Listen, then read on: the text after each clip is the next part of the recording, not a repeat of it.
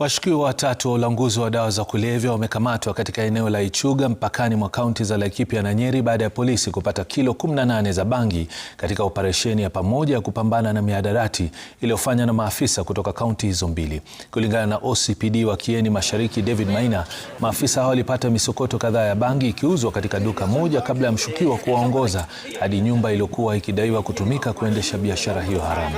Polisi wanasema washukiwa hao awali walikataa kujisalimisha na hivyo kuwalazimu kurusha vitoa machozi ndani ya nyumba hiyo kabla ya kuvunja mlango na kuwakamata.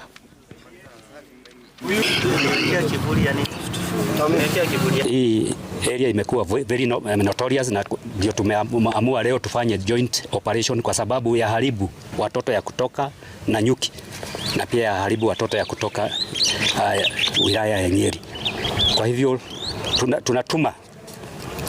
tunatuma warning kwa wale wanafuta bangi ya kwamba tutaendelea na hii joint operation kwa sababu hatutakaa chini kuona ya kwamba mtoto anaathirika. Hii vita tunaendelea nao, hapo si mwanzo, hapo si mwisho. Kusema ukweli tutajaribu kupigana nao kwa sababu this is our duty. And the main duty ni kuona kwamba hiyo kazi ambayo ni kazi mbaya imeisha na watu wameenda kotini na koti imefanya kazi yake. Baadhi ya wanafunzi wa shule ya